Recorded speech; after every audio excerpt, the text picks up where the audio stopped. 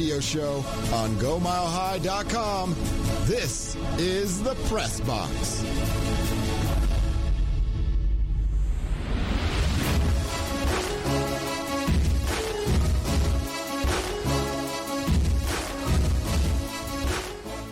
Welcome in to another edition of the Press Box, the Thursday edition. I am your host, KJ, here with Tanner, Matt, Zach. I also have Sandy and Ty running the board. Gentlemen, we're looking at a beautiful day, but how are you all doing so far? I'm good. Cannot complain so far, KJ. Honestly, I'm kind of missing Thursday night football right now. I feel like Thursday's missing a big sports event, so I'm feeling good, but I am missing a little bummed. We still have basketball, but it doesn't have that same juice. Not yet, because football's still on. Some chess boxing, maybe. Now we're out of college football games too till Monday, so it's like, man, zero football. No, that's real though. That is, man. Yeah, because I'm thinking there's gonna be another bowl game, another Something. make believe Lay's bowl game or Cheetos bowl game. I don't know. Oh, man. But how you doing, KJ? Oh, I'm doing pretty good. We got a big show planned today, and I look forward to doing that show. So I am going to get right into that. But before we get into that, we have some sound coming up here that talks about one of the players in the NBA who he's starting to he's not just starting. He's been putting out his chest, but now he's talking with his chest. So let's see what he has to say. He's not even in my league, like nowhere near me. And if I was their coach, I would never put him on me ever again. He's like, no, put somebody else on me because I'm a Ted every time. Credit.com for that sound. For those who don't know, that is Jimmy Butler talking about TJ Warren after their little dispute last night. And I'm going to go ahead and just hop right into it. What Jimmy Butler fails to realize is coming back on March the 20th when they go back to Indiana, which is the next time they play them, Victor Oladipo will be at least 2 months into playing again, which means Victor Oladipo will be guarding him. If not Victor Oladipo, then Malcolm Brogdon will have the assignment. Either one before TJ Warren gets back on him again, because the NBA doesn't want anything like this to continue to, spill over into something that can be very, very violent, traumatizing possibly, depending on who gets affected by this. So, this is Jimmy Butler talking with his chest like he always does. But ultimately, man, who cares? Who's Jimmy Butler? I know who Jimmy Butler is, but like, who is he to be? He thinks he's all tight or something, man. But down there in Miami. Who's TJ Warren? Honestly, I know nobody knows who TJ Warren is, but I'm saying Jimmy Butler, like. Man. I need to see more from the Heat. I need to see more to listen to Jimmy Butler when he talks this trash. Otherwise, he's just talks cheap. See, this is why I'm going to listen to Jimmy Butler. Oh. I did not think the Heat would be good this year whatsoever. I thought that they would be bottom of the East. Same. And it's not even a good conference. Like, it's a better conference than I thought at the beginning of the season, but it's not a great conference like the West. The Heat are you sure? Now I'm saying maybe not. You know what okay, I'm like? Okay. Like it might be a deeper conference than I thought originally. Yeah. So the fact that the Heat are doing as well as they are even proves a little bit more to how good the Heat are in Jimmy Butler is. Second place in the East. Yeah, they're doing well. The season is long though. Oh yeah, no doubt. And there is a lot of firepower on these teams beneath them. Absolutely. Yeah, no question. I think a lot of. Go ahead. I was just gonna say. I also think that Jimmy Butler, with the whole practice with the Minnesota Timberwolves, where he literally took the third-string team and whooped up on the first-string Anthony Towns, Wiggins, and all of them. Like, ever since that whole incident and everything that came out of that and his interview with Rachel Nichols, I've had nothing but respect for Jimmy Butler. He can say whatever he wants, whenever he wants, really. It's got to be real drastic for me to go against it. He's got to say something where I have to bring in the category that he has no rings or something like that. No, I feel that. And I think about when we think about where Jimmy Butler comes from, he has the license to say certain things because he has lived that life. But at the same time, you are going in. This is his – got drafted in 2012. This is his 8th season in the league. 8 seasons. I think about your 10th season is when most players start to peak as far as championships are concerned. But Jimmy Butler he has something special about him. Now, he will never be the leading piece on the championship team. Never has been, never will be. That's just reality. And he won't lead this Miami team to a championship along with the talent that they have. They would need some more pieces. But I was going to say, to your point, that Oladipo will be back. I think he will make a trade. Hopefully, I hope Kevin Love stays in the East and he goes to Miami. That could put him in the champion. That would be something. So that way, because Oladipo is a shooting guard and Butler's a shooting forward. So with how the NBA goes, there's a lot of switching and going on. So I think, Warren and Butler will get that chance again to go head to head. But I think there will be maybe some repercussions after that interview. A fine to keep him. Oh, absolutely. In check, The fine is going to be very steep. So. Oh yeah. Yeah. Do we have a problem with him calling him trash though? Because that's kind of like you don't see NBA players do that. Like I get it. It's in every game and everything, but talk is cheap. I mean, every player in the NBA would absolutely. I don't care if you're the last player on the Knicks bench. If you went to a rec league down the street, man, you'd be the best player in the gym, like hands down, no doubt. Like, I don't. You're an NBA player. You shouldn't be calling other NBA players trash because. If you're better, better than the guy, if you're better than him, you can call him trash. I get that, but he's not trash. Like it doesn't matter. No, I get to it, that man. person's perspective, to talk the trash and get the reaction. Man, you got all the words. My words come being your words. It's just that's what it is. But no, that's real though, man. You know what? With the time we have spared to us today, it's a beautiful day outside. We're going to take our time through this show today. Denver Nuggets, man, oh man, did they pull out quite the nail biter last night without Kristaps Porzingis? 107-106 the final score. 33 points by Nikola Jokic. 21 points in the third quarter alone after having just 4 points in the entire first half. I love watching Jokic hit game-winning buzzer beaters against the Mavericks. It's one of my favorite things in basketball, I have to say, because that was my favorite moment of the Nuggets season this past year. After Luka had that amazing crossover dunk, put them up one, Jokic hits that shot just for the game winner at the buzzer. Now that was beautiful to see, dude. I love this. No, that was definitely a great scene. In the first half, man, Jeremy Grant and Gary Harris carried the load because without those guys, I tell you, the Nuggets probably would have lost in a blowout fashion because they at least just kept them afloat until Jokic was ready to do his thing. Murray, he's been up and down all season. We don't know what to get from him. He had 14 points on 7 of 18 shooting, which means he was 0-4 from the three-point line. Never been a great one, but he's always made at least 2 or 3 a game, somewhere in that ballpark. And unfortunately, he was not able to shine against Luka Doncic last night. Yeah, it was disappointing because a couple of those threes that they were real good looks, like normal Murray knocks him down looks, and they kind of just rimmed out. Like I feel like it just, and we've been saying this excuse for a while, but it kind of just wasn't his night, Like, I get your wanting to go in there on that, but it happens to NBA players. It happens to every NBA player. I'm not going to totally just bash him, especially since they got the win. It wasn't totally on him or anything that couldn't get going, especially since Jokic didn't even have a made basket till like 5:30 something in the second quarter. Right. So it's like if he's not doing his thing, you have to get that from Murray, but you can't just straight up expect it. So I look at Jamal Murray, and as the season continues to go on, I get very scared. I compare him to NFL players, right? NFL players that have gotten that big type of deal and then completely flopped out, man. Most notable to me is Albert Hainsworth. I'm not going to compare him at all, but that's just like that's the type of world we're heading towards with this. You pay a player a lot of money, and I don't know what happens, whether they think they don't need to play as hard because they're good enough, or they think they need to play harder or different or better because they're getting paid more now. I don't know what it is, but the money effect is definitely making an impact on Jamal Murray.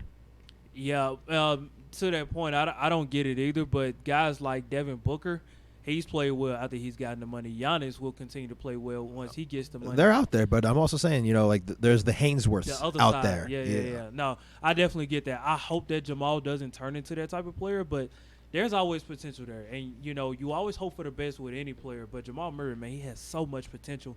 And he was doing so good as far as, like, leading his team. Not so much in just, like, points, but just being able to be the floor general that they need, especially early on in the season where Nikola Jokic was not getting as many assists as he is starting to pick up the trend now. So, And I feel like he was a good scoring outlet last year, too. yeah, no. Like, much more consistent. Obviously, yeah. he should be because he's a point guard, but much more than how he has been this year. And it definitely was very similar to how he started this season as how he started last season, too. We're having a lot of the same exact questions we're having now. And then they kind of got answered a little bit more up to the playoffs, and then the playoffs happened, and the questions came right back. So you never know where that's going to be. I just want to shout out the Nuggets' defense last night on that last in the fourth possession. quarter, man. Held him 17. The whole fourth quarter, too, but just that last possession – to double team and get the ball away from Luka Doncic, I don't care who makes that bucket if they win, if it's not Luka Doncic, right? Dude, I sat back and I watched that highlight and I replayed it back several times, and I saw they double teamed at every point in turn. Yeah. And even if Tim Hardaway Jr. had caught the ball, Tim Hardaway Jr., I promise you, if you go back and look at the time clock, I cannot remember the timestamp, but I rest assure you he would not have gotten it off in time. But the problem was they reset the shot clock, and the announcers were actually talking about it, and they reset the shot clock so the buzzer never went off. It was like with 1.3 left when the ball was swinging out to him, which I'll have to go back and like double check and make sure that the clock wasn't supposed to reset, because it was kind of confusing there with how many like things were going on. But I just honestly don't know, because like they were saying it. Who was on the call? I don't even remember. Gundy. And, Gundy. Van Gundy, Mark Jones, Yeah. and George Sedano. Yeah, they were. I think it was Gundy that said it, was saying, there was only 1.3. I didn't think he was even going to get the shot off. So to that point, yeah, you're right. Yeah, no doubt. And one last thing I want to add here. Sure, we could touch on the Luka Doncic, how he acts like a little girl from time to time, but I think that's easy. What I want to talk about here is, did last night prove? Go ahead. No. Carry on. Okay, did last night prove that certain guys on the Nuggets are expendable? Because no matter how many guys get injured, the next guy always steps up on this team. No. No. The Nuggets. The thing is with the Nuggets, they don't have. Jokic is that air quote superstar that's is perceived as a superstar by the national media, but the Nuggets don't have that LeBron. They don't have that big name, right? So the thing the Nuggets have is their depth. If it's not working for somebody one night, they can bring somebody else in, vice versa. They got different pairings, different combinations they can go to in need be. They're not going to have to rely on a LeBron or like that one key player. They're going to have to rely on certain combinations and certain pairings and chemistries and how they work together. That's why I think the Nuggets, that's what sets them apart from other teams in the West, particularly because they don't have that big control Z to go to save them. I think in theory that is real, but because this year when the bench steps up, we haven't seen what we did last year. And I said earlier, maybe like a month ago, that I think this team revolves around injuries. You need a player to get hurt, so you can have that player to step up, and that's what happened last year. We're fully healthy, or the Nuggets are fully healthy, and with that, yeah, right. And with that being said, it's. You can see that players aren't getting enough time. There's too many switches. The rotations are a little bit smaller. So you do need a Paul Millsap and Barton to be hurt, so you can get a Wancho. You can get Michael Porter Jr. Exactly. Step back, Jacob Craig. Bloom. So this team does need injuries, so you can have that bench, what you are saying. But I think Jokic is becoming that superstar. He's not that first couple of months. He's becoming that Jokic from last year. Man, but I was talking about this earlier today. In order to be considered a real superstar, man, this thing is 367. Got my numbers all mixed up there. 24/7, 365. That's what I meant to say. This is a year-round thing. You don't take days off from the time that opening tip starts on opening night all the way until June is over. Man, you have to be locked in at all times, and I get it. Sometimes you are tired, you are exhausted. I'm not here to argue that point, but I do get it. And sometimes you have to remember that it's all about being all in. Did you guys see Stephen A. Smith on Altitude last night? He had a little interview. I saw that. Yeah, that was pretty cool. I normally don't agree with Stephen A. Smith, but I 100% agree with what he said on the broadcast last night. Now I understand why me and you don't never agree on anything, because I you agree with agree with almost Stephen- everything oh my Stephen A. Smith goodness. said. No, except when See, he's talking now- about football, because now I he getting understand why I always am arguing with you. he has Anyways, some takes.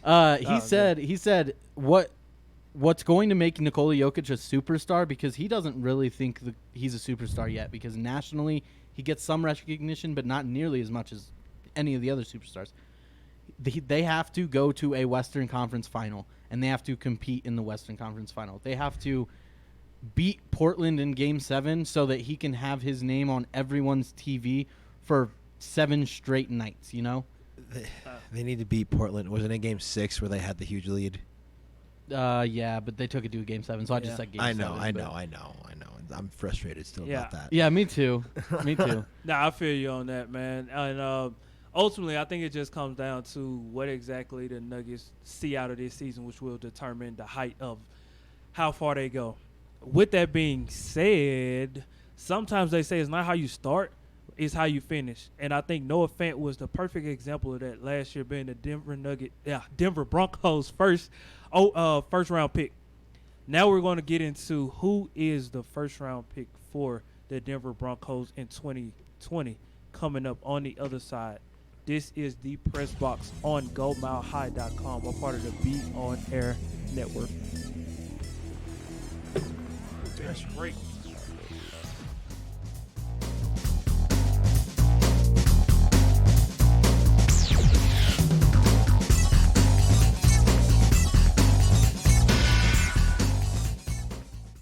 So I'm taking a trip over to Tibet, you know, see the sights, climb a hill or two. But I remember, oh man, I got one guy out here who I actually know. So I give an old ringy-dingy to the Lama. You know, the Dalai Lama, his laminescence, flowing robes, grace, bald, striking really. I says to the Lama, hey, you remember that round I caddied for you down in Shangri-La? Well, apparently some station out in Lakewood taped the whole thing. See, the Lama's a big hitter. Nailed 2 eagles in a row that day. Well, he says, what station could have possibly gotten all the way out to my sacred holy lands, the Shangri? I says it was none other than GoMileHigh.com, Lama. They got the best sports coverage in the state. The Lama actually tips me this time, 2-1. So he pretty much stiffed me again, but I got him hooked on GoMileHigh.com. So I got that going for me, which is nice. That's great. GoMileHigh.com. Hurry, young Papsy, we must make it back to Camelot so I can listen to GoMileHigh.com. Oh, who goes there? It is I, King Arthur on his mighty steed. Let me in the castle at once. I must get to my quarters to listen in to the best in Colorado's sports lifestyle programming. But, sir, don't we live in medieval Wales? No, Popsy, you mustn't ask questions when I'm listening about my beloved Broncos. GoMileHigh.com. Hey Colorado sports fans, you're listening to GoMileHigh.com, a student-operated station live from the Colorado Media School studios here in Belmar, giving you a different perspective on all things current. Stop torturing yourself, man! Live in the now! So stay tuned to see what's coming up next on GoMileHigh.com, Colorado's sports lifestyle. Showing! Every day, across this country, hundreds of college radio stations take to the air, broadcasting music and programming that you won't hear anywhere else. It's one of the last places where people can really be able to actually say what they want to say. Without it, you wouldn't have a place for local artists to perform. Certain people need to have a chance, a fighting chance, and college radio is that place for it. College radio changes the lives of those who are involved with it and can change those who listen to it too. This is where we start out, you know? From getting all this great experience working in college radio, it makes you want to work in real radio. College radio means finding yourself. It helped me find what I wanted to do in not only school, but in life. So support college radio by continuing to listen to this station and supporting the students who make it happen. College radio, now, more than ever. A message brought to you by this station and the College Radio Foundation. For more information, please visit collegeradio.org.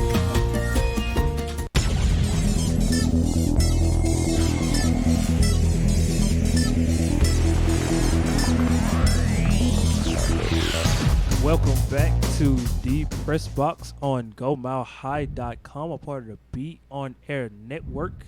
Here with Tanner, Matt, Zach, and I also have Sandy and Ty running the board. This is KJ, your host. We're going to get into Broncos draft talk, and we're going to specifically focus on the first round only. As I spoke about going out in the last segment, Noah Fant he turned out to be a pretty solid tight end. Came on strong on the latter half of the season once he actually got some quarterbacks that were not afraid to throw to him. Also, he was also learning how to actually play the tight end position in the NFL, which is very, very, very important because if you don't know what you're doing, you're going to find yourself a bust. Now, we're going to transition into what exactly do the Broncos need in 2020. 2019 showed itself promising towards the end. Zach, I'm going to start off with you. What do you think the Broncos need specifically for the 2020 draft with their first round pick, which is the 15th overall pick for those who don't know? So I would say there's two answers because there's the Elway draft and there's going to be the way that I would draft it, which I'm going to go with that.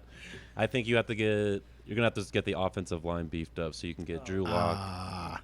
I mean, if you think about it, our offensive line is pretty horrendous. There's Reisner. I would go with a right guard because Larry's old. His contract's expiring. I would get a right guard. You already spent enough money on the right tackle with Jawan James. Even though... Who knew he had a torn MCL, though? And an emotional problem, too.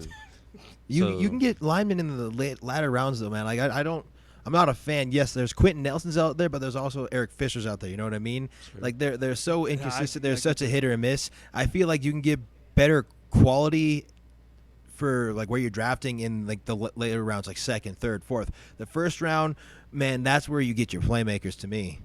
Yeah, but how are you going to get those playmakers if the guy that's going to try to give them the ball is going to get sacked? No. I'm not saying don't draft the O-line. I'm saying not in the first round. We need 4 or 5 offensive linemen. The Broncos, not we. The Broncos do need 4 or 5 offensive linemen, but I don't think you need to select one of those in the first round. You got 2/3 this year. You got, I think, 2/4 or 2/5 this year. You got an abundance of picks in the middle rounds, and just throw a bunch of darts at the wall and see what sticks with those guys.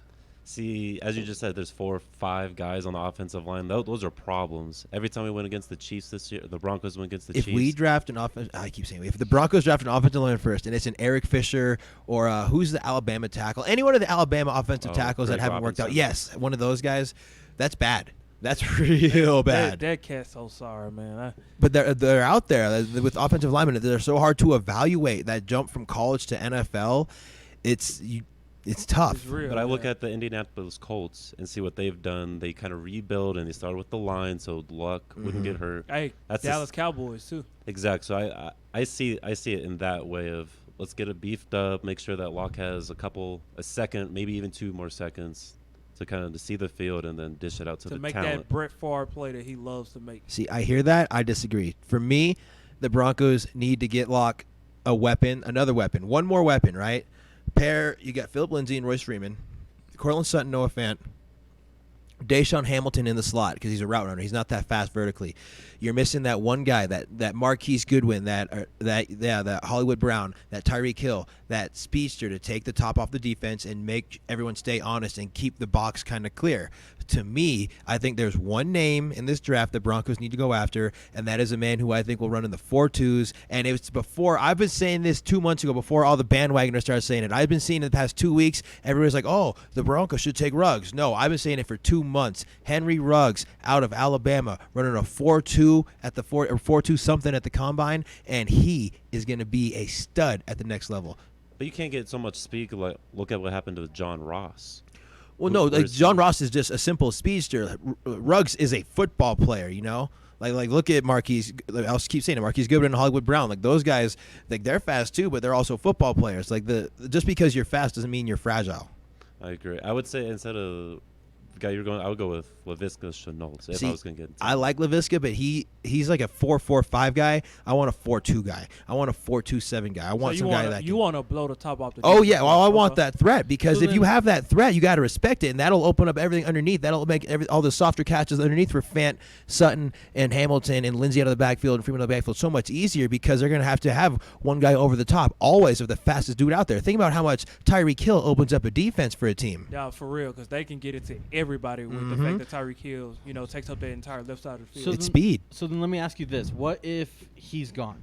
What if he's drafted? I'd have to see the I board, would say CeeDee Lamb's gone, Jerry Jeudy's gone, Isaiah T. Simmons. Higgins? Isaiah Simmons. Isaiah Linebacker Simmons. out of Clemson. Okay, so he's you're 6'4", just he's not going 222. wide receiver at that point? No. Okay. For me, for a wide receiver, It's for the Ruggs or Broncos, nothing? it's speed. If someone else runs like a 4-3 flat or low 4-3s and they're fast and they can take the top off, like if CeeDee Lamb runs a 4-3-5, like I want CeeDee, but he'll probably be gone by 15. Yeah, I was going to say he don't drop. But that far. Simmons, get Fangio, his fast, all-purpose linebacker that can cover any tight end in the league, that can go sideline to sideline and beat 3 downs, and is smart. See, I really like T. Higgins. I don't think the Broncos necessarily would They don't be able to replace him. he's- Like if Ruggs isn't there, that's what I'm saying. T. Higgins reminds me not a lot. He strikes me as a similar player to Courtland Sutton. Okay, as a yeah, receiver. yeah. And you don't need two of those. As a jump threat, but yeah. And see, you don't need two of those guys. You need that one jump threat guy and the big body guy and the speedster that can just dust everybody. Absolutely. The guy that can take a drag 75 yards. Yeah, I feel that. That makes a lot of sense. Any shot that they take a quarterback at all? Oh, jeez, man. In the first? I hate it. I don't want. No. Just saying. No. To me personally, no. But like Zach's saying, what are the Broncos going to do? What's Elway going to do? If Tua Tagovailoa is sitting there at 15, man, if he drops, I'm scared. I don't think Herbert's an option. But Tua, if he's there at 15, I'm worried. That will take him. We got the Broncos. All right, so I'll go ahead and go next. I am going with a defensive back, particularly a cornerback, because with Chris Harris leaving, I am a strong advocate that those cornerbacks will take a tremendous hit for the Broncos. And when you look at how they played this year outside of Chris Harris, they were very, very inconsistent. And a lot of people like to think that Bryce Callahan will be the guy who comes back and possibly render the ship at the cornerback position. But I'd rather not put all of my chips in the middle of the table on that. I'd rather have someone I can groom. What? Because he looks so good this year, dude. Sure he does. I was joking. Yeah, I know he does. And so that's a serious consideration. They need to think about getting a defensive back end because, yes, you will have possibly $22 to $24 million tied up a year in your safeties. That's why you need to go young now because that way once they come off the books in a few years, you'll be able to pay your cornerback. So you say defensive back. Do you mean like a safety or specifically a corner? Specifically a corner, but Okay. if they feel that they want to let Justin Simmons walk, then you won't have a choice but to draft a safety. Grant Delpit is going to have to be the selection. Yeah, no would doubt. have to be if Simmons. So if Simmons if cannot we're walk. going cornerback, though, I have Christian Fulton banking that he will remain there, cornerback from LSU. He played pretty well this year, so that's. And if there's a Solid. place to draft a cornerback from, man, it's DBU. LSU. Yep. Yeah, you know it. So that's who I'm taking. So we're going to transition over into a little bit of college football real quick. Ed Ogeron has something special he wanted to let everyone know about where your mindset should be heading into Monday's game. It's not that time, it's time. We took Monday and Tuesday as a coaching staff, worked very hard and game plan, and we treat this week just like any other week. And then, I'm sure after the game there'll be time to reflect, but you got to win this game, man. You come this far, the object is winning the game. There's nothing else. There's nothing else to even think. There you go, Ed Ogeron. Credit to LSU football for that sound. I think Ed Ogeron is one of the better coaches. I don't think he gets enough credit. A lot of people like to say he inherited Les Miles' stake here at LSU, what he has built. He did, but he's built upon it. Yeah, he has. Absolutely. He's added his own twist. Yeah, no doubt. I think he's taken what was an offense. Yeah, but no defense anymore, right? Yeah. It's like a complete flip. Yeah, that's the thing. I don't think defenses are – Georgia and Alabama have become more of the places that defenders want to go now outside of the defensive backs. which I think is going to lead to more quarterbacks taking LSU as more of a serious threat because they are drawing those offensive threats in the backfield as wide receivers. So that may be something to look to, but that's another argument for another day. We're going to talk about specifically the college football playoffs. What do you all think about the game coming up Monday? I think that Clemson surprised me in the Ohio State game because I know that Dobbins and Fields were essentially playing on one leg, but they still played the fastest, best team they played all year very well and very competitively. So they worry me. And the whole knock on them has been they haven't been able to put all this talent together, the best of their ability. They did so in this game. So when you have all this talent and it's well coached, that's a dangerous football team. That being said, I still don't think this Clemson team is enough to take on the Tigers of the SEC and all their talent and how well they're coached. I think that if you're on the top of the hill and you're undefeated and you get disrespected time in, time out, and they're going to shock some people. I think Clemson is still number one. I think they're going to shock the other Tigers over there. I mean, Trevor Lawrence, I know that you don't probably agree with it, KJ, but I'm just here to listen. But Trevor Lawrence has played exceptionally well, and I think that they have a chip on their shoulder because everyone has doubted them. They put them in the 3 seed.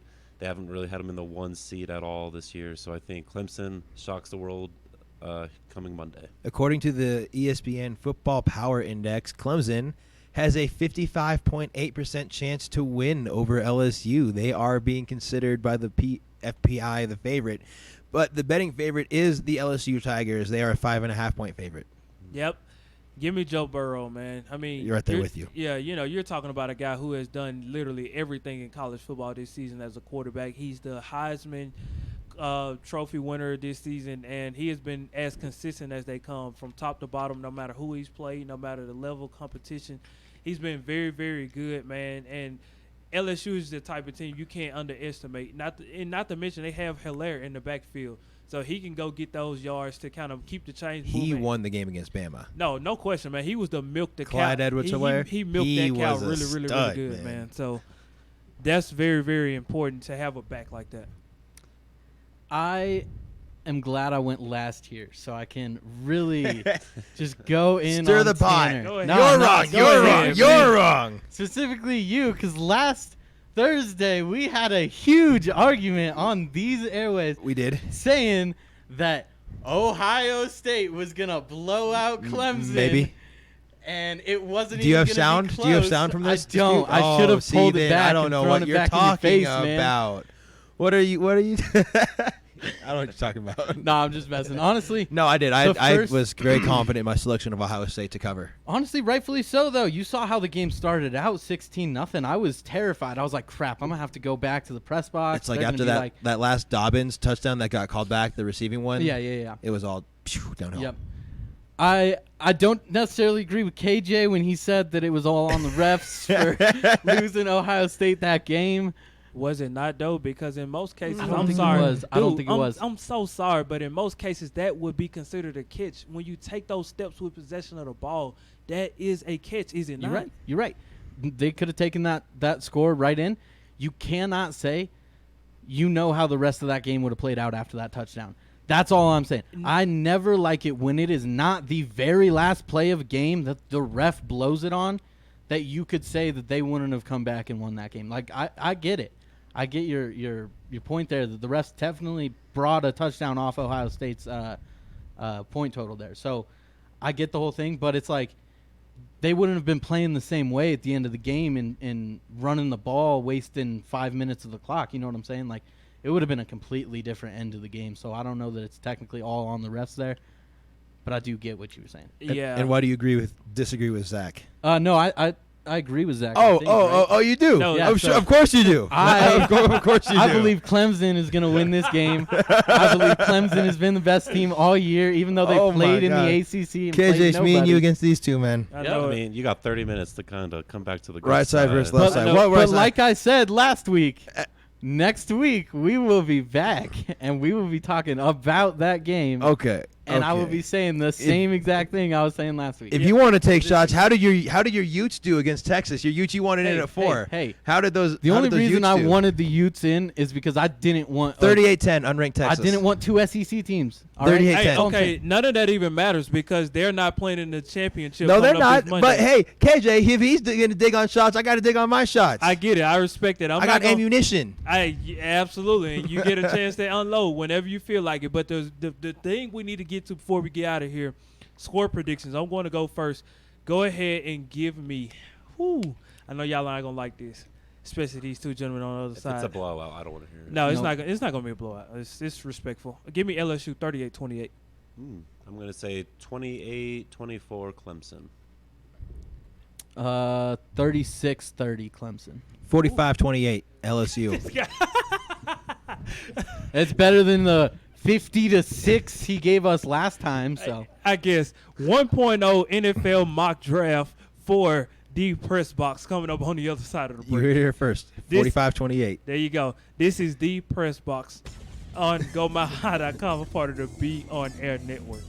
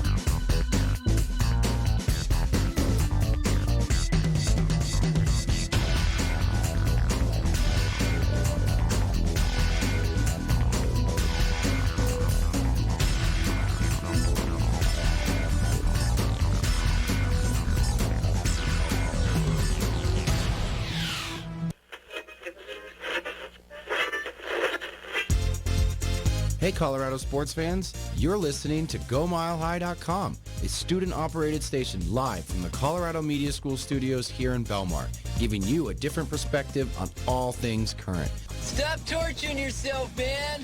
Live in the now. So stay tuned to see what's coming up next on GoMileHigh.com, Colorado's sports lifestyle. Showing. Every day, across this country, hundreds of college radio stations take to the air, broadcasting music and programming that you won't hear anywhere else. It's one of the last places where people can really be able to actually say what they want to say. Without it, you wouldn't have a place for local artists to perform. Certain people need to have a chance, a fighting chance, and college radio is that place for it. College radio changes the lives of those who are involved with it and can change those who listen to it too. This is where we start out, from getting all this great experience working in college radio. It makes you want to work in real radio. College radio means finding yourself. It helped me find what I wanted to do in not only school but in life. So support college radio by continuing to listen to this station and supporting the students who make it happen. College radio, now, more than ever. A message brought to you by this station and the College Radio Foundation. For more information, please visit collegeradio.org. I'm taking a trip over to Tibet, see the sights, climb a hill or two. But I remember, oh man, I got one guy out here who I actually know. So I give an old ringy-dingy to the Lama. What? The Dalai Lama, his laminescence, flowing robes, grace, bald, striking really. I says to the Lama, hey, you remember that round I caddied for you down in Shangri-La? Well, apparently some station out in Lakewood taped the whole thing. See, the Lama's a big hitter. Nailed 2 eagles in a row that day. Well, he says, what station could have possibly gotten all the way out to my sacred holy lands, the Shangri? I says it was none other than GoMileHigh.com, Lama. They got the best sports coverage in the state. The Lama actually tips me this time, 2-1. So he pretty much stiffed me again. But I got him hooked on GoMileHigh.com. So I got that going for me, which is nice. That's great. GoMileHigh.com. Hurry, young Papsy, we must make it back to Camelot so I can listen to GoMileHigh.com. Oh, who goes there? It is I, King Arthur on his mighty steed. Let me in the castle at once. I must get to my quarters to listen in to the best in Colorado's sports lifestyle programming. But, sir, don't we live in medieval Wales? No, Popsy, you mustn't ask questions when I'm listening about my beloved Broncos. GoMileHigh.com.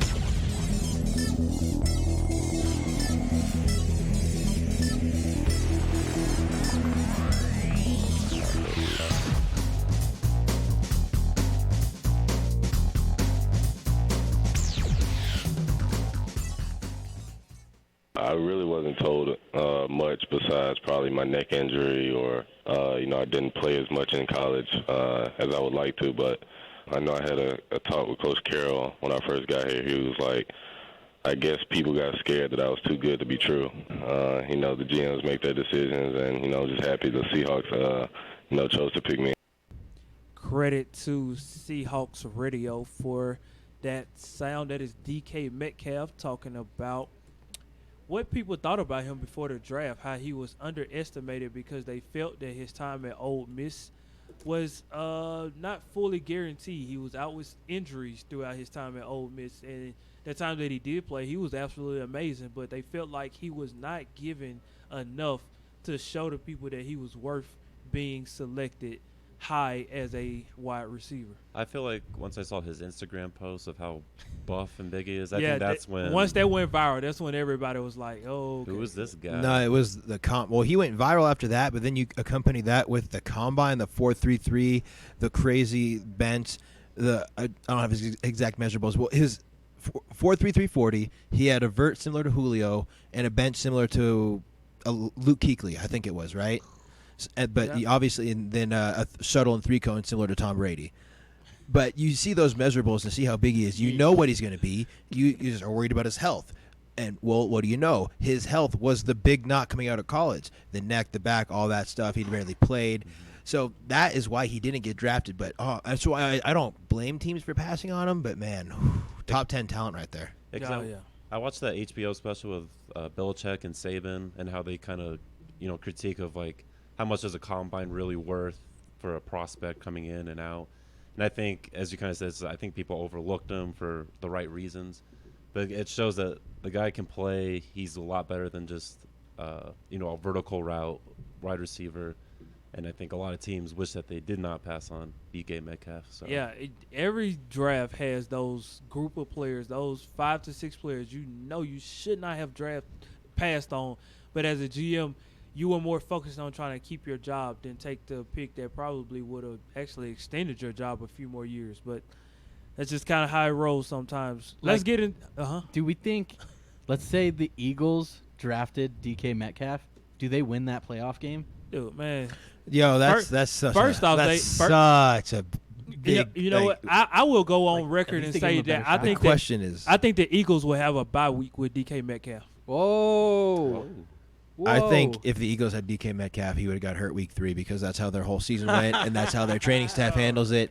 I really do. I'm not even trying to be cute. I think if DK Metcalf goes there, he gets hurt. I appreciate you, Negative Nancy, sitting beside me. I'm not trying to be negative. I'm just saying. Look at how their training staff handled all their other receivers this year. Bad, real bad. He came in with baggage.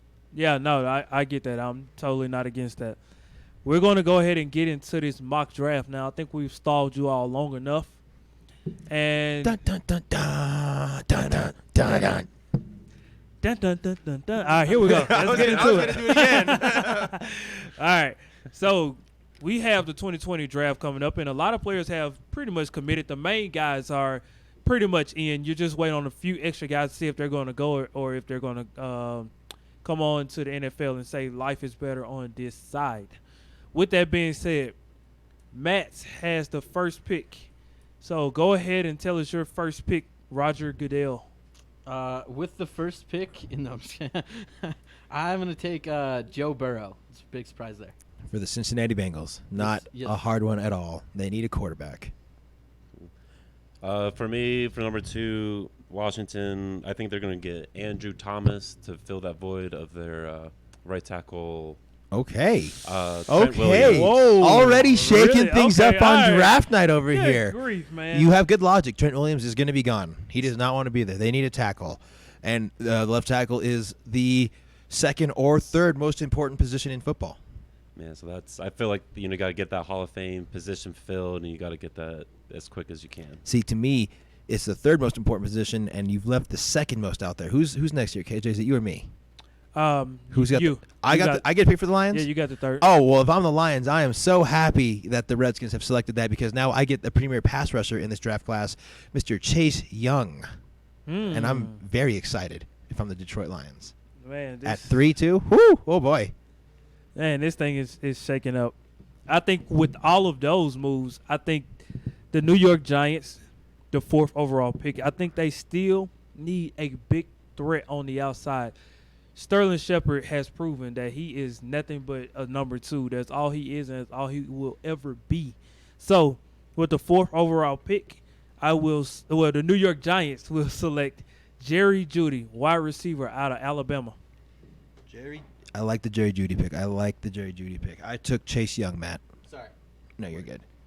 So, first 4 picks, Joe Burrow, Andrew Thomas, Chase Young, Jerry Jeudy. Matt, it is now back to you as the Miami Dolphins. Yeah. Clearly, they don't believe in Josh Rosen. So, I am going to take Tua Tagovailoa from Alabama. Who is that? Who is that? You say who is that, KJ? Come on, man. Come on. Ooh, don't say that. You cooked me because I said some stuff about Tua earlier this year. Yeah, but actually, before you go into your pick, Zach, because we kind of just kept going, I actually had Andrew Thomas going number 10 to Cleveland. Yeah. So I was surprised to see that he was going number 2 to Washington. So for context, everybody that's listening, we are doing all this on a draft site, so we're making the picks live like that. KJ, beforehand, he's also participating. He's done a mock draft prior, so he's kind of referencing his mock draft with his opinions based off of all of our picks as well. So that's what's happening right now to anyone that might be confused at home listening. No. Yeah. So the 6th-round pick, the Chargers will be selecting Jacob Eason out of Washington. Whoa! The reason why Philip Rivers has been struggling the last couple of games, multiple interceptions in those games, and I think this is the time where Rivers takes his 17 kids and goes out of town. Look how far down I had to stroll to find Jacob Eason. 26 prospect on this. So, okay, hold on. Why him over Herbert? Why him over Hurts? Why, you know what I mean? Like, he's Jordan Love. I mean, like several guys, man. I mean, it's the Chargers. Let's just be frank. They'll get they're willing to not. They're probably not going to pay the guy. They're going to try to mess around with his contract. But I mean, I find him personally to be a top 5 quarterback. So okay. Well, at 6, Jacob Eason is now a Charger. To you, KJ, or no, to me. Pick number 7 as the Carolina Panthers. Wow, I can't believe he's still here as well. To me, this player is a top 5 talent, and I get him at number 7 to help out, and he's a position of need. Jeffrey Okudah to the Panthers secondary. Yep, that's exactly Ohio State Buckeye, and that is, I think if he makes it out of the top 5, I'd be surprised. But getting him at 7, that's a steal right there. That's like getting Josh Allen after the Giants drafted Daniel Jones. Yeah, and so, here's another potential top 5 talent that has slid down to number 8 because of need at the other positions. I am going to select on behalf of the Arizona Cardinals, Derrick Brown. Yeah. Defensive line. Too good. I had a different way with the Cardinals pick on that one. What you was going with? And you guys are going to probably not agree with that. I think C.C. Lamb would probably C.D. Lamb? C.D., sorry. Actually, I had him going to pick before to Carolina. See, I could see C.D. Lamb. He's a good receiver, man. He's generational talent. He could be in this top. He's going to be anywhere in the top 15. I just see him replacing Fitzgerald, and then that because they are an air-raid offense, grabbing him would improve that offense a little, but not knocking on yours or anything. No, I appreciate that. That's real. So we're back to me, Matt, as pick 9 for the Jaguars. For the Jaguars, speaking of the man, I thought they would take C.D. Lamb if he is still available here. They need a wide receiver. Pair him with Chark and Westbrook? Yeah. Or is it Westbrook? Yeah, now I want to say his name is D.D. Westbrook. No, it is D.D. Westbrook. Okay, thank you. Yep. So they're going to take C.D. to pair him with D.D. That's what I'm going to say. I like it. C.D. Yeah, C.D. Lamb. D.D. Pick 10, Cleveland Browns. Go ahead, Zach. And board op, this is going to be our last pick on the third one. So we're going to get ready and transition to the break. So number 10, it's pretty obvious that Cleveland needs offensive line help, and they will be drafting Tristan Wirfs out of Iowa. As you see that Greg Robinson likes to kick players in the head while he's on the ground. That you need to get those players out and get a better offensive line. Okay. I like that pick. Honestly, I had him sliding down to number 18. Again, all of this is based on needed position. I had him going down to number 18 to Miami, only because they need someone to protect their future to Tagovailoa. So, yeah. Wirfs is good. I don't know. I almost feel like if Cleveland wants him, they'd try and trade down. I don't think he's going to go in the top 10. I think he's like a 15 to 22 player to me in this. So why would the offensive tackle from Alabama not go ahead of him? Why would you think that? I guess like from what I kind of saw through a little bit of research that he was ranked just a little higher. Yeah. But then again, I haven't watched a lot of Alabama or a lot of this is going to be come down to their measurables too at the combine. Yeah, right? I was going to say I haven't either. I just he's 6 on my list on this. I just figured that if you get another Alabama tackle, that he may kick someone in the face while he's on the ground too. So. Yeah, well, Iowa has done a great job of putting out players. So Iowa is starting to come up in the ranks as far as the quality of players they have. This is the first half of our mock draft. Just to give everyone some context, we are not including the back half, which is 21 through 32 of the draft, only because those are particularly playoff teams. So we want to give teams that did not make the playoffs a chance to see what it would look like with the 1.0 version of the mock draft. This is the press box. Stick around for part 2 coming up on the other side.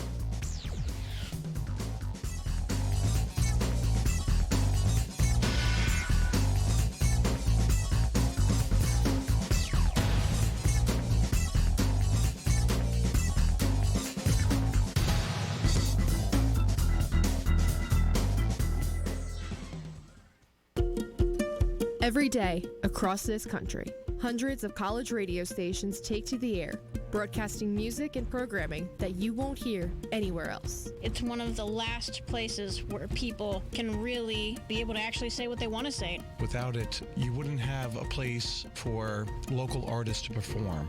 Certain people need to have a chance, a fighting chance, and college radio is that place for it. College radio changes the lives of those who are involved with it and can change those who listen to it too. This is where we start out, from getting all this great experience working in college radio. It makes you want to work in real radio. College radio means finding yourself. It helped me find what I wanted to do in not only school but in life. So support college radio by continuing to listen to this station and supporting the students who make it happen. College radio, now, more than ever. A message brought to you by this station and the College Radio Foundation. For more information, please visit collegeradio.org.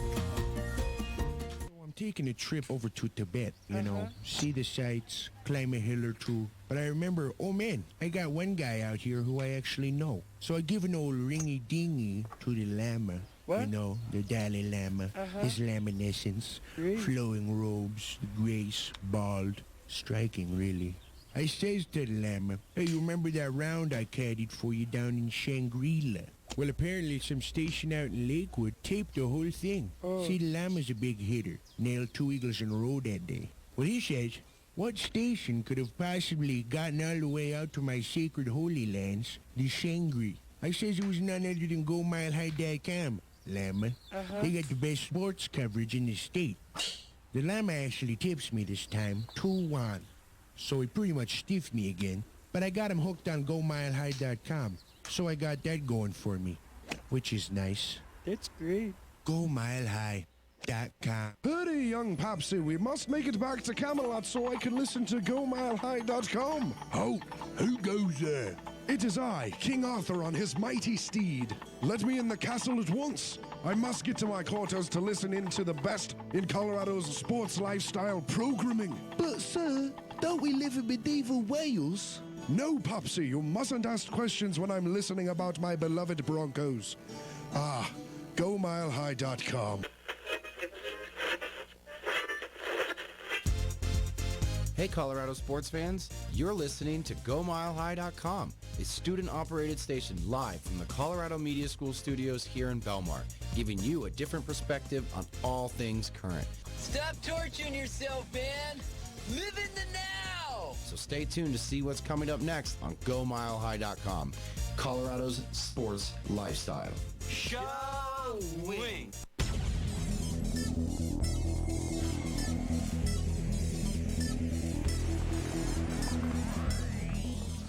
Welcome back to the Press Box. Unfortunately, this is our last edition, our last segment of this show today. Woo. Trying to cancel a lot of middle ground there, KJ. A lot of middle ground. I know. I don't want to cancel us. This is a great show. I love coming in doing this show. This is the highlight of my days, oftentimes here at the Colorado Media School. But don't tell them that. Don't tell nobody that. Again, KJ, your host. I am still joined with Tanner, Matt, Zach. Also have Sandy and Ty running the board. We have a few extra sound effects that will be joining us coming up. But before we get to the 11th pick here, just want to give a recap of the draft so far, just in case you are tuning in. Wild first 10 picks. Right. First overall to the Bengals, Joe Burrow. No surprise there. And it gets crazy after this. Number 2 to the Washington Redskins, Andrew Thomas. Number 3 to the Detroit Lions, Chase Young. Number 4 to the New York Giants, Jerry Jeudy. Number 5 to the Miami Dolphins, Tua Tagovailoa. Number 6 to the Chargers, Jacob Eason. Just like Daniel Jones at 6 last year. Exactly. Unexpected quarterback. I said Jacob Eason now. I want you all go to clearing out your ears. Please don't turn the dial, okay? Number 7, Jeffrey Okudah, cornerback. Number 8, Derrick Brown, inside defensive lineman. Number 9, CeeDee Lamb, wide receiver from Oklahoma. And number 10, Tristan Wirfs, offensive tackle from Iowa. Coming up with the 11th pick is going to be the New York Jets. I am going to be selecting for the New York Jets, number 11, and we are going to have 2 Iowa Hawkeyes go off the board back-to-back because the Jets have Greg Williams as their defensive coordinator. He is notorious for running a 4-3 with some pressure. You need the best 4-3 pass rusher in this draft class, and the Jets will be taking Mr. AJ Epinesa from Iowa to secure the right or left side of that defense and be a threat in that division for years to come. Okay. That's a very unenthusiastic, under-emphatic okay. I am very surprised at some of these picks today. Why? Who do you have? Do you agree with the pick or the player or who? I actually have the Jets taking Henry Ruggs because they need any kind of outside threat that they can get. See, I felt as if they could get that later, and I feel like with Greg Williams there, they want a 4-3 pass rusher. A pass rusher is more important to me. How much later do you want to wait for a special talent like Henry Ruggs? I'm not saying wait for a special talent like Henry Ruggs. I'm saying wait for that position that is less important than a pass rusher. I get that. Outside of the quarterback, pass rusher definitely second. But at the same time, you got Tom Brady in that division still. Josh Allen just went to the playoffs. You need somebody to get after these men. No, that's very true. But at the same time, if you can't move the ball on the other side, it won't matter. I hear you, but you're talking to a defensive player, KJ. Defensive-minded over here. I get that. Coming up with the 12th pick is the Oakland Raiders. The Las Vegas Raiders. The Las Vegas Raiders. The You're inaugural right. pick. You know what? Zach was telling me about this earlier. I don't know why I keep forgetting. I always put Oakland because that's what I keep seeing. Now it's the Las Vegas Raiders. I had to ingrain that in my mind. Well, it took like 2 years to not say San Diego Chargers anymore. This is true, and from time to time I still slip up. I will too. Who cares about the Chargers? Well, who cares about the Raiders? You know what I'm saying? With the 12th pick, let me get some sound effects with that, please.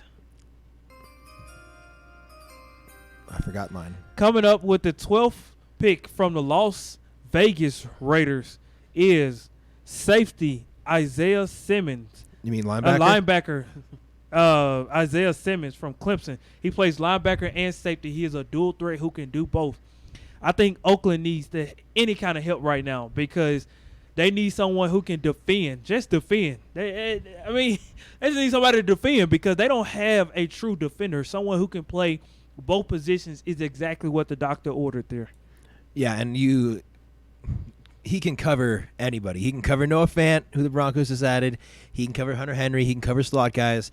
He is the most versatile defensive player in this entire draft, I think. Yeah, no question. 13th pick. Let's get the sound effects, please. The Indianapolis Colts. Matt, that's you, right? You on the clock as the Colts? Yep. Let me get that. All right, so for the Colts, I think that they are giving up on Jacoby Brissett, and I think they take Justin Herbert. Okay. Given that he fell to them, so I like it. You know, reacting with the board. It's a good pick. See, I personally am not high on Herbert, but me neither. Other people are. Yeah. And there's still a lot of weapons there behind a good offensive line and good running backs. Yeah, they really need a quarterback to get to the playoffs. Not even a quarterback. I don't even think you need a quarterback. I think you just need a game manager with that team and how the roster is constructed. You're probably right. You're probably absolutely right. And Herbert is a game manager. Yeah, which kind of makes me wonder if also they would go into free agency and kind of look at some of these quarterbacks. Since we have time, let's go in the way back machine. There was a draft back in the 1990s, which is iconic for how Mel Kiper has sustained his popularity. And it has a lot and it had a lot to do with the fact that they felt that a quarterback should have been drafted number 2 overall. Mel Kiper says they should have drafted a quarterback, and the GM says, who in the heck is Mel Kiper? And that's how the birth of Mel Kiper as we know it now has become. I say that to say this. Sometimes all you do need is a game manager, because that season following that draft, Jim Harbaugh was able to lead the Colts to the AFC Championship game. So if you get the right quarterback in, sometimes ultimately it's all about what the team is constructed to need in the moment. Then you can draft for position of need or highest player available. It just all depends on what you need. So, listen. Sound effect, please. Don't you dare. And the Tampa Bay Buccaneers select at number 14, Jalen Hurts. Are you serious? Oklahoma. I like the pick. Jameis Winston, man. You guys saw the Arians quote, right, regarding his quarterbacks? Mm-hmm. Someone said, can you win with another quarterback? He said, if we could win with this one, we can win with another one. Yeah. So that does not bode well for Jameis Winston's job security. I'm right there with you. See, Hurts, though, doesn't strike me as an Arians quarterback. Yeah, I just figured because Hurts had a great season out of Oklahoma. Didn't finish the way that they thought, but I thought he took care of the ball pretty well, and so I think that's what Adrian. What's his last name? Arians, thank you. I think he wants a quarterback that can hold the ball, not turn it over as many times as Winston. So that's why I went with Hurts. It's not even the fact that Jameis Winston is a gunslinger. He just can't read defenses, man. Yeah. Well, it's almost like he can one possession and then he can't the very next possession. It makes zero sense. I love it. It's mind-boggling. I hope he has a long NFL career for years to come. That's the power of a gunslinger. He's a meme. That's the power of a gunslinger, though. They make you think that they always can, but in reality, he cannot read a defense, because all he's saying is, right now, that play looks good, and if it makes it, that was a great play, but on the flip side, he throws an interception. That play looked so good. I'm sorry, guys. This is Jameis Winston reading the defense. This is Jameis Winston, I promise. There's a safety. He's behind him. I'm going to throw it. There's the other safety. There's a pick. There's a touchdown. That's how it goes for Jameis Winston every time. Yeah, I can't argue with that. 15th pick. The Denver Broncos, Ty, please, are very excited to run this card up and announce that the Denver Broncos have selected Henry Ruggs III, the wide receiver out of Alabama, who is run in this hypothetical scenario a 4-2-1 for the Denver Broncos. But this just goes with what I was saying in the previous segments, where Broncos need speed. I think having the speed at the receiver position on an offense is essential now to be successful in today's NFL. You need to have that person to stretch the field out and open up other stuff underneath, or to hit that person for the big play. And Ruggs is the best in this class for it. Interesting. Wow. Okay. Well, that's such an Elway pick right there. Hey! If that's an Elway pick, I'll take Ruggs right there. I'll take an Elway pick in the first. You know, and you guys have left me options here with Atlanta.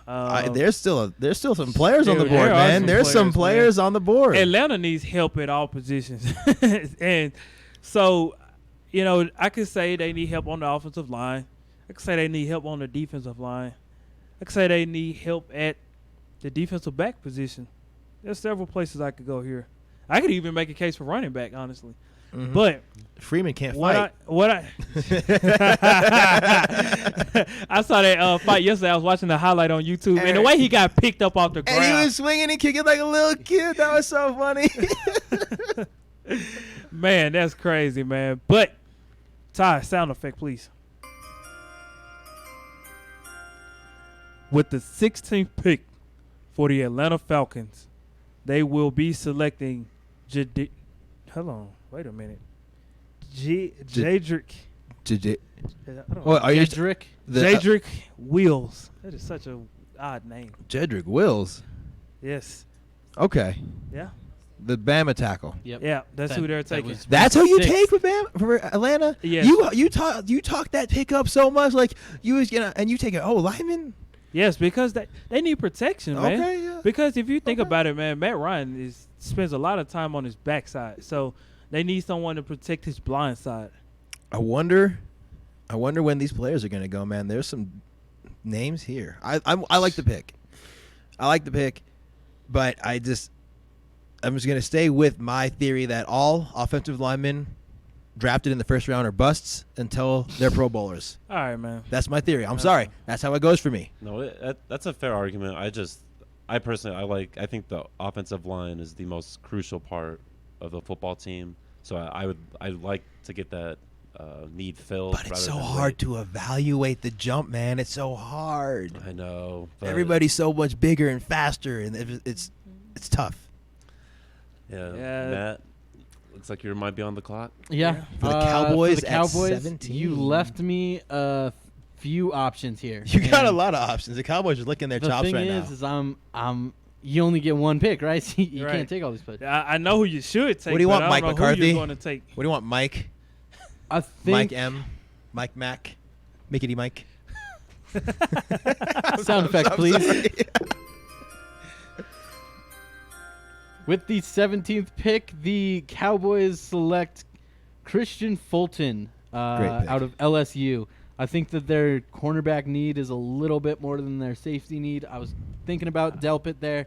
Delpit I like Delpit a lot. I was really looking forward, but I think they need a lockdown corner that can really just you put him anywhere on whoever the guy is, and he'll shut him down. Well, I agree, because Anthony Brown, this man cannot lock down anybody. No. Well, you pair him with Chidobe Awuzie now out of CU as well, and he's a good player. It's a good move for the Dallas Cowboys in their secondary. Didn't you have the Dolphins' first pick? No, you had the Dolphins' first pick. Mm-hmm. Zach, back on the board at 18 for the Dolphins. Type.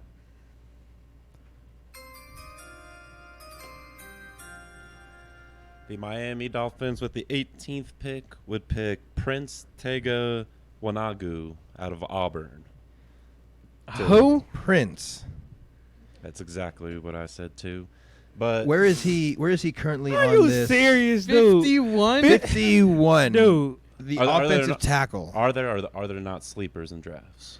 There are sleepers, but you're talking about a team. You're talking about a team. So case closed is what I'm saying, right? No, Just no, kidding. case is wide You're talking open. about a team with the Miami Dolphins. They're the team. We joke and say teams need everything, right? They literally, without not joking, need everything in the world. And I think an offensive lineman is it's the last of their worries, but they need skill positions. You know, who are the linemen blocking for to get the ball to, right? Like they do, but they also sold Tunsil away, and they need to fill that gap. And James, well. yeah, but they sold. Again, I'm an offensive line kind of guy, so I'd rather fill those holes rather than wait and then not get those picks. Okay, Jerry Jones. So you're sticking. So you're sticking with Prince. Yes, he's he's already queued up, so I can't take him back. Okay. Well. Okay. All right, Tanner, you're on the clock, man. As the Raiders, see, this is tough because I want Grant Delpit, but between Carl Joseph, between Jonathan Abrams, and then they have other safeties on the back end that I feel like they're comfortable with, and I also don't feel like one of those safeties could bump down to a cornerback position. So taking Grant Delpit here is a waste of talent.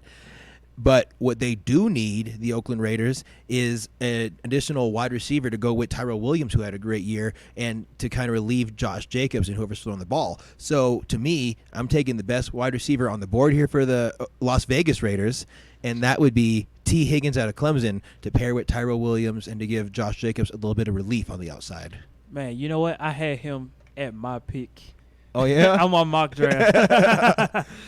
Yeah, it's crazy how that works out. But at the end of the day, both of these teams do need playmakers. They need as many playmakers as they can get. It's between Laviska and T. Higgins, really, for who's that third best wide receiver, or who's that fourth best wide receiver, third, fourth best.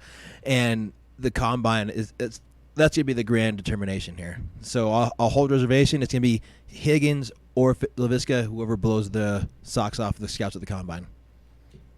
Well, you talk about sleepers in the draft, Zach. Big sleeping and guy. I think this guy, I'm going to have to pull him up a little bit because he was not supposed to go this early. With the 20th overall pick. Ty? The Jacksonville Jaguars will select cornerback from Alabama, Trevon Diggs. Because when you give away Jalen Ramsey, you need help at the cornerback position. So Trevon Diggs will start the process there at the cornerback position to revamp. Very similar to what I was just looking at with the Raiders pick there. Grant Delpit is by far and away the best defensive back prospect on the board, but don't need a safety, right? Yeah. Need that corner. Yeah, not to mention John Abram will be coming back off of injury next year. So, yeah, you make a great point there. And I'm going to give a quick recap of the draft just in case anyone missed anything. We really left Grant Delpit off. We that did. list. Well, where did Derwin James go? He's actually getting ready to go next to the Philadelphia Eagles. Uh-huh. So where did Derwin James get drafted by the Chargers that year? Like the 18, 19, 20, 21, 22, 17. that range, 17? Thank you, Ty. So it happens, man. It's just position of need and what the team needs. And not to mention, what pick did Lamar Jackson go? 31, 32. Yeah. So sometimes great players slide, but at the end of the day, the team that does get you, they get a huge steal. Recap, number 1 to the Bengals, Joe Burrow. Number 2 to the Redskins, Andrew Thomas, O-tackle. Number 3 to the Lions, Chase Young. Number 4 to the Giants, Jerry Jeudy. Number 5 to the Dolphins, Tua Tagovailoa. Number 6 to the Chargers, Jacob Eason. Number 7 to the Panthers, Jeffrey Okudah. Number 8 to the Cardinals, Derek Brown. Number 9 to the Jaguars, CeeDee Lamb. Number 10 to the Browns, Tristan Wirfs. Number 11 to the Jets, A.J. Epinesa. That weird name. That number weird 12. Made up names. Number 12, Isaiah Simmons to the Raiders. Number 13, Justin Herbert to the Colts. Number 14, Jalen Hurts to the Buccaneers. Number 15, Henry Ruggs III to the Broncos. Number 16, Jedrick Wills, O-tackle to the Falcons. You're using your made-up names. Number 17. You got one more time to use that coming up here. For the Cowboys, Christian Fulton. Number 18. You blew it! Prince Tego Wango. I think you got it the first time. Yeah, we're going to stick with that. Number 19 to the Raiders, T. Higgins, wide receiver. And number 20, Trevon Diggs, cornerback to the Jacksonville Jaguars. I think if we do this segment again, I think I'm going to just scrap the best talent and just go for the most complicated names. So you have to Oh, repeat my it. God. See, man, why you want to be that guy, man? Chubba Hubbard with the first pick. Zach is like, next time we do this, I'm taking all offensive linemen and none of you can stop me. Yeah. Offensive linemen and underrated quarterbacks. What do you expect in the draft? I take Furkan Korkmaz. Man, this has been a wild mock draft. I mean, you never know what you expect when you have 4 different opinions all going at the same time. This is not Mel Kiper. This is not... Who the hell is Mel Kiper anyway? And this is not Daniel Jeremiah, who are the 2 lead analysts going into the mock draft scene. This is KJ, Tanner, Matt, and Zach. We also have Sandy and Ty. Thank you all so much for joining us on this Thursday edition of the Press Box. We will be joining you back next Tuesday. Thank you all again. Come back next Tuesday. You all have a great evening.